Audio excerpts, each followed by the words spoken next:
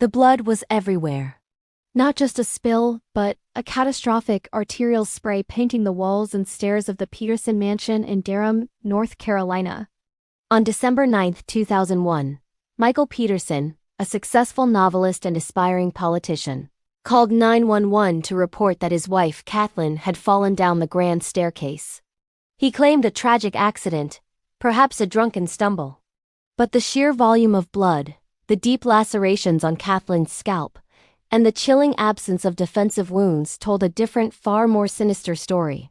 A story that would unfold into one of the most perplexing and highly publicized true crime sagas of the 21st century, leaving the world to wonder, was it a terrible accident, or was it murder?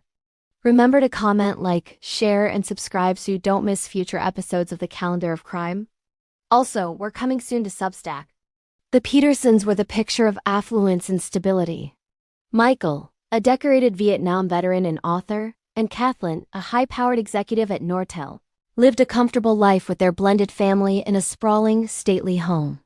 The night of her death, they had been celebrating a successful film deal, drinking wine and relaxing by the pool.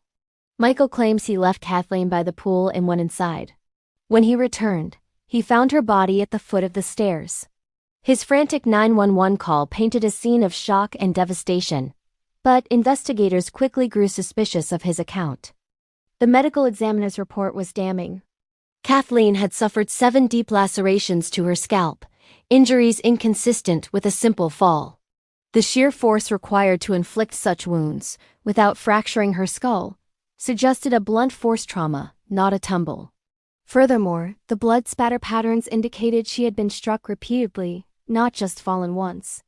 The prosecution, led by District Attorney Jim Hardin, theorized that Michael had beaten Kathleen to death with a fireplace blowpoke, a piece of evidence that was never definitively recovered.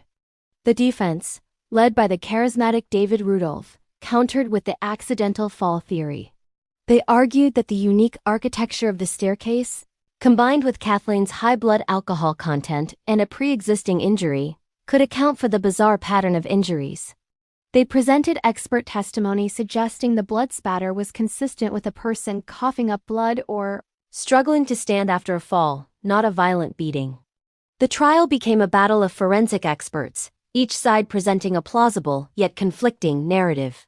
A bombshell revelation further complicated the case: Michael Peterson's bisexuality and his secret encounters with men, which the prosecution argued provided a motive for a sudden, violent argument. The defense vehemently objected, calling it character assassination, but the jury was allowed to hear the evidence.